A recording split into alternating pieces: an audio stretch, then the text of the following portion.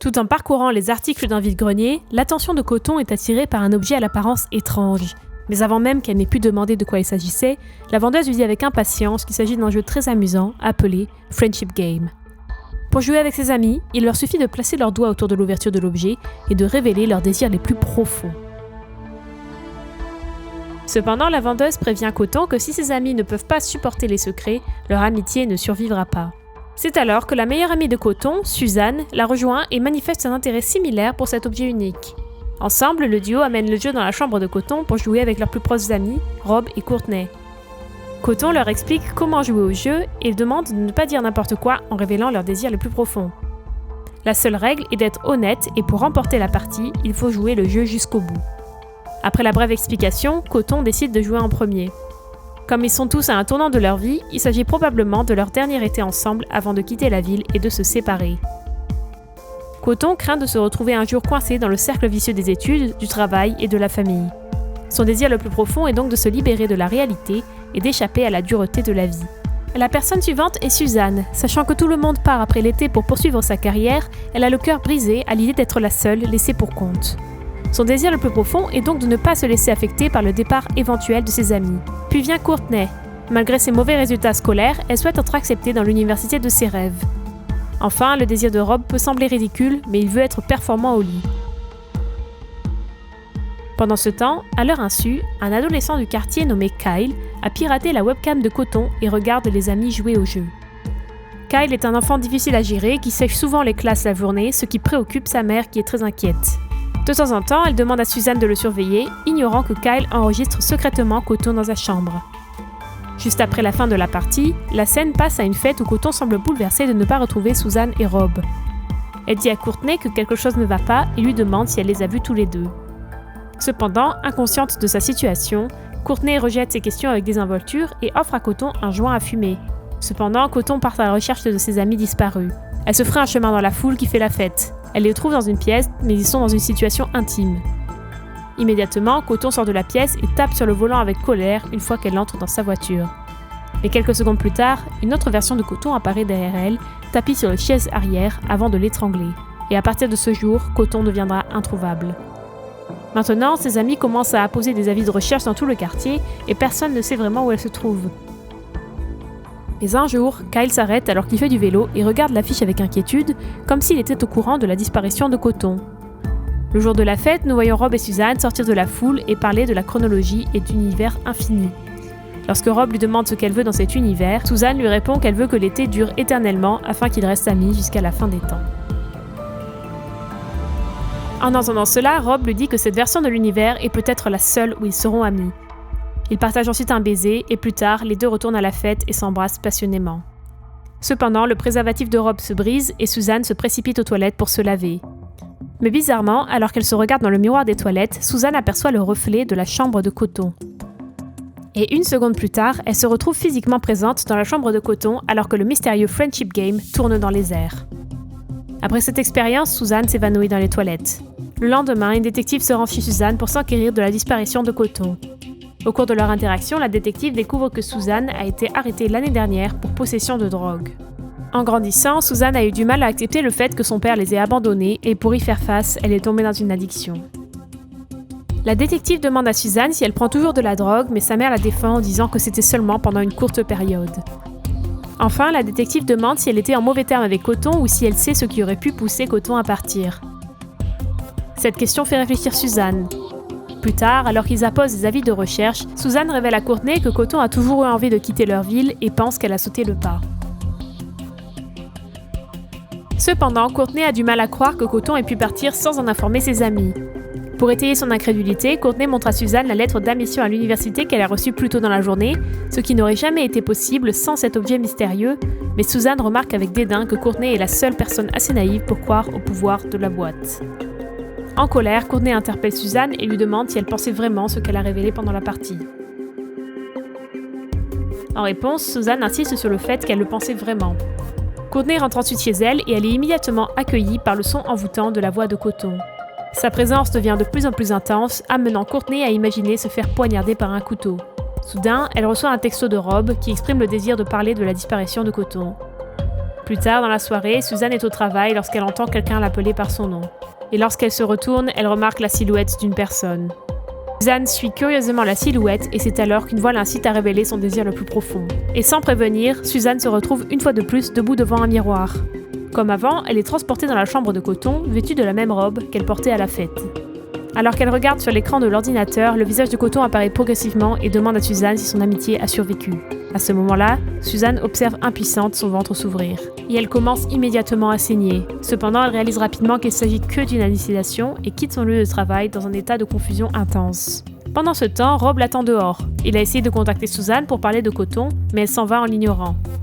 Le même jour, Rob se retrouve également dans la chambre de coton dans le même décor.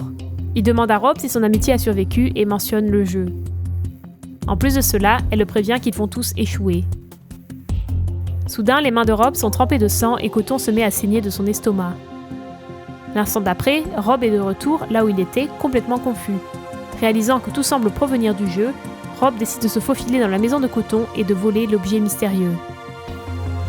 Mais à son insu, Kyle, qui a été alerté par l'intrusion, observe le vol dans la chambre de Coton. Alors que Rob s'empare de l'objet, les pixels saturent l'écran de Kyle et soudain, Coton fait son apparition. Il s'approche ensuite de la webcam et fixe Kyle. Puis, Coton demande à l'adolescente si elle veut jouer à un jeu avec elle et faire tourner l'objet. Kyle est transporté dans une autre dimension. À ce moment-là, Coton l'informe qu'il a été témoin de quelque chose qu'il n'était pas censé voir. Et à l'heure actuelle, il semble être piégé dans cette dimension parce que le Kyle du monde réel semble être devenu pixelisé en regardant l'écran les yeux vides. Ce soir-là, Suzanne reçoit un texto de la mère de Kyle lui demandant de venir garder son fils. Dans un premier temps, Suzanne refuse l'offre, mais la mère de Kyle lui assure qu'il sera trop occupé avec son ordinateur et que sa simple présence dans la maison suffira. À contre-cœur, Suzanne va garder Kyle ce soir-là. Plus tard, Rob et Courtney arrivent chez Kyle pour rencontrer leur amie Suzanne. Alors qu'ils discutent, les deux expriment leur désir commun de découvrir ce qui est arrivé à Coton. Et pour ce faire, ils convainquent Suzanne de rejouer au jeu. Avoir posé leurs doigts sur l'objet, ils expriment tous le désir de découvrir la vérité sur la disparition de Coton. Au bout d'un moment, l'objet commence à vibrer de façon inattendue, piquant le doigt de Suzanne et faisant tomber une goutte de sang. Peu de temps après, chacun d'entre eux reçoit une séquence vidéo sur son téléphone. Les images du jour où ils se réunissent tous pour jouer au jeu, révélant les désirs les plus profonds de chacun. À ce moment-là, Suzanne se rend compte que le jeu leur fournit un indice de l'endroit où se trouve Coton. Elle pense qu'elle est la seule personne capable de pirater leur téléphone et d'envoyer la vidéo à Kyle, le jeune qu'elle garde actuellement. Suzanne demande donc à Rob d'enquêter sur l'ordinateur de Kyle pendant qu'elle le distrait en bas. Elle se rend ensuite dans la chambre de Kyle et le trouve absorbé par son ordinateur. Elle lui demande s'il veut regarder un film d'horreur avec elle. Elle parvient finalement à amener Kyle en bas pour regarder un film avec Courtney. Comme le film est trop grotesque à son goût, Courtney décide d'aller boire de l'alcool à la place. Pendant ce temps, Rob se faufile dans la chambre de Kyle et découvre plusieurs dossiers portant le nom de Coton. Un dossier en particulier attire son attention, le dossier sexuel de Coton Allen. Curieusement, Rob lance la vidéo révélant des images de Coton en train de coucher avec quelqu'un. Sorti de nulle part, Kyle fait son apparition dans la pièce, faisant sursauter Rob. Et à la fin de la vidéo, Rob est choqué de se rendre compte que c'est lui, la personne dans la vidéo, même s'il n'a jamais couché avec Coton. Dans la confusion, il fait demi-tour, mais Kyle a déjà disparu. Pendant ce temps, l'autre Kyle continue de regarder le film avec Suzanne, mais celle-ci ne remarque aucun problème et dévie son attention vers l'objet qui vibre. À ce moment-là, Rob les rejoint, mais il ne mentionne rien de sa découverte antérieure. Cependant, il avoue que pendant qu'ils étaient ensemble l'autre soir à la fête, Coton les a vus. Rob affirme que ce sont peut-être leurs actions qui ont poussé Coton à s'enfuir. En entendant cela, Suzanne se demande si Rob et Coton ont eu une relation amoureuse, mais Rob ne se souvient pas d'avoir couché avec elle. À ce moment-là, un cri se fait entendre dans la salle de bain alors que Courtney voit le reflet de Coton dans le miroir. Suzanne et Rob se précipitent immédiatement dans la salle de bain, Suzanne fermant la porte derrière elle, laissant Rob dehors. Courtney révèle maintenant qu'elle a passé un moment avec Rob vers la fin de la fête, ce qui a conduit à un moment intime entre les deux. Très rapidement, les filles découvrent que Rob a utilisé la même approche pour coucher avec les deux. Réalisant que leur amitié est en train de prendre un coup, les filles racontent qu'elles échouent lamentablement au test donné par le jeu. De l'autre côté, Rob remarque Kyle immobile dans le jardin. Alors qu'il ne répond pas à son appel, Rob s'approche de lui pour enquêter, mais lorsqu'il suit le regard de Kyle, il découvre le cadavre de Coton dans un petit étang à proximité. Et lorsqu'il court voir Kyle, il ne trouve personne. Rob revient alors en courant à la maison pour découvrir qu'il est enfermé dehors. Par conséquent, il grimpe et se faufile dans la chambre de Kyle où il découvre un écran d'ordinateur en train de planter. Une fois les filles sorties, Suzanne part à la recherche de Rob tandis que Courtney se sert un verre. À ce moment-là, l'attention de Suzanne est captivée par l'objet vibrant. Après cela, quelque chose d'inhabituel se produit et éveille les souvenirs de chacun d'entre eux, leur rappelant des réalités alternatives dans lesquelles ils ont joué un rôle dans la mort de Coton. Suzanne est maintenant transportée à l'époque où elle a vu Coton à la fin de la fête. Coton lui dit qu'elle quitte tout pour de bon et Suzanne lui dit qu'elle veut partir avec elle. Cependant, Coton lui dit qu'elle n'est pas invitée car elle ne la considère pas comme son amie. Elle raconte même comment le père de Suzanne l'a abandonnée et lui reproche cet incident. Mais Suzanne en a assez, alors elle frappe Coton en plein visage. Malheureusement, Coton se cogne la tête contre la poignée de portière de la voiture et perd connaissance. Au même moment, Courtney reçoit un appel vidéo de Coton qui fait une overdose avec les pilules que Courtney lui a données. Pendant ce temps, Rob trouve une vidéo de lui en train de tuer Coton dans la piscine. À ce moment-là, Coton déclare ensuite qu'il n'aurait jamais dû jouer à ce jeu car chaque version de leur réalité se termine par sa mort. Quelques instants plus tard, un Rob ensanglanté frappe désespérément sur la porte. Courtney l'ouvre à la hâte avant d'être poignardé par Rob. Pendant ce temps, la voix du faux Kyle informe Suzanne qu'ils ont échoué au Friendship Game.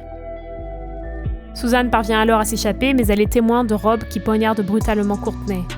Avec beaucoup d'efforts, Suzanne monte dans les escaliers, mais Rob la rattrape sans effort.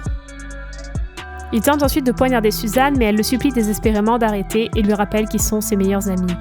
En entendant cela, Rob s'immobilise, mais Coton apparaît derrière lui et accuse le désir profond de Suzanne d'être à l'origine de la tragédie qui se déroule.